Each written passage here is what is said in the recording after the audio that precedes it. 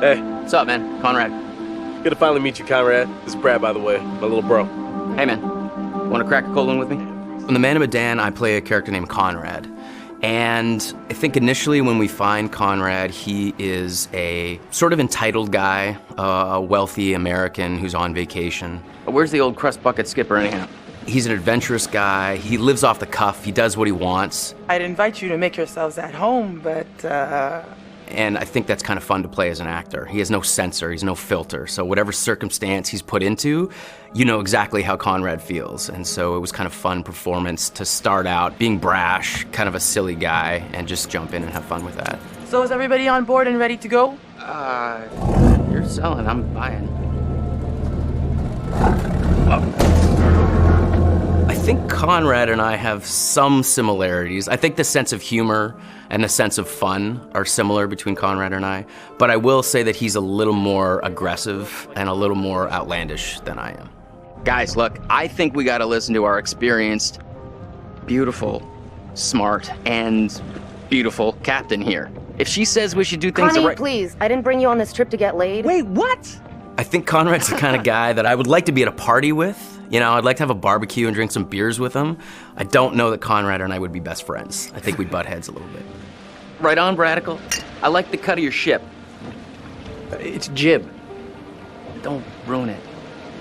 I think the scenes that I've had the most fun with so far are basically when Conrad is going absolutely crazy. I don't want to give too much away, but there's a scene where these sort of fishermen interact with our divers, with our core crew here, and he's just a bit of an asshole. Hey, we got damage here, you see this? We can take care of this, man. It's not a problem. I mean, what do you think? Like $10 cover it? Oh, whoops, my bad. Let's make it 20. Okay. Hold on. I got this. Well, shoot, you think it's more like 30? I can do 30. All right. You drive a hard bargain, but I'm with you. Here, you know what? Let's just throw in the whole pot. That's yours. You go ahead. Let's go. No!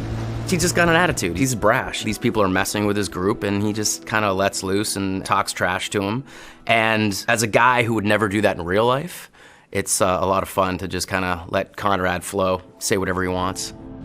You are an idiot. They left, didn't they? That doesn't make you any less of an idiot.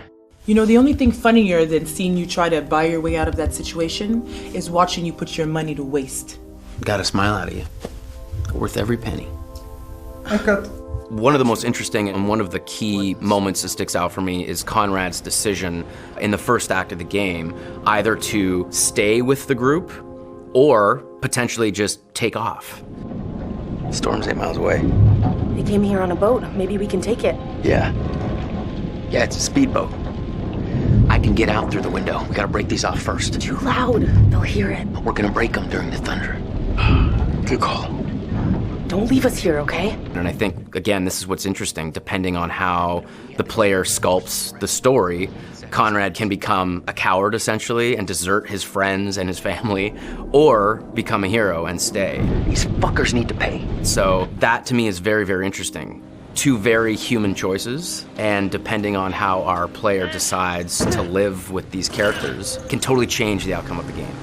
So I think that I enjoy when Conrad makes the heroic choice and gets to stick around. He obviously gets to see more of the adventure, but it's just as possible that he tries to save his own life and takes off. Whew, wow, that was intense. That's one way to put it. You got a better way to put it? All the characters do have very strong personalities and drives. Leave! I think Conrad is the instigator.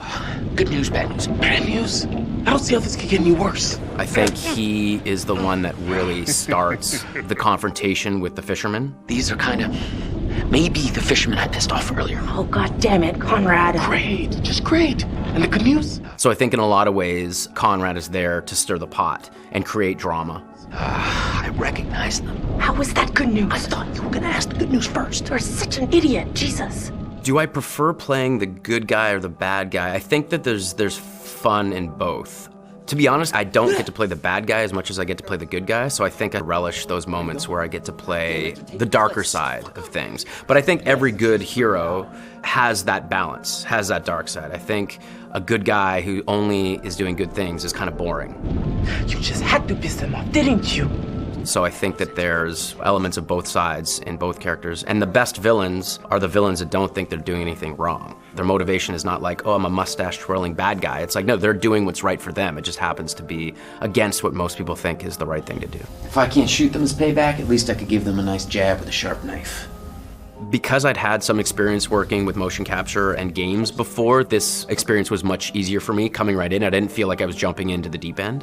What I really like is that all the actors are constantly there all the time. There's the ability to work off each other without the pressure of specific lighting and marks. There's a freedom to that I really, really enjoy. It's been really good. It's been very kind of a free experience as far as like motion capture performance. You got a funny way of saying thank you, Conrad. You're a piece of work, Conrad. I'm not all work, I'm a little play, too. #wink.